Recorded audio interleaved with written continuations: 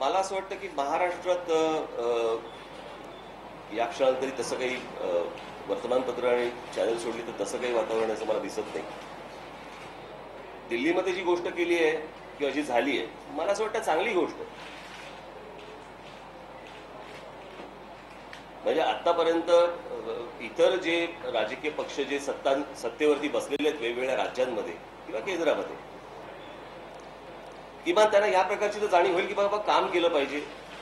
लोकांची मतं बदलत आहेत, लोक दुसरीकडे जाऊ शकतात आपल्याला सोडून. म्हणजे काँग्रेस सारख्या राष्ट्रीय पक्षाला इतक्या मोठा फटका बसणं हे त्यांनी काम न केल्यामुळे बसलेला तो फटका आहे. आणि या जर अशा पक्षांमुळे जर इतर राजकीय पक्षांच्या जर जाणीवा जाग्या होणार असतील तर चांगली गोष्ट आहे ती.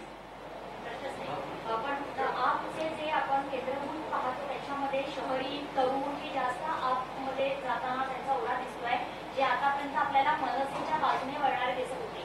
त्यामुळे आपचे चॅलेंज तुम्ही मनसे पुढे कसं पाहताय? नाही, मला असं वाटतं की इथे आपची नाही तर मला असं वाटतं आपची गरज नाही. आम्ही आहोत ना बाप. राष्ट्रवादी काँग्रेस पक्ष कधी स्वतःला बाप म्हणत नाही. आमची भूमिका या राज्यामध्ये आईसारखी आहे. या राज्याला आम्ही स्वतःचे लेकरू आणि सगळे जनतेला स्वतःच्या कुटुंबाच्या सदस्य या नात्याने आम्ही त्यांना मानतो. तसेच वागणूक आमच्या राहत आहे. पण कुठलाही बापाला हे सांगता येत नाही की हा माझा संतान आहे. आई अधिकाराने सांगू शकते की ही संतान माझी आहे. राष्ट्रवादी काँग्रेस आईची भूमिकेत आहे, बाप कधी बनू इच्छित नाही.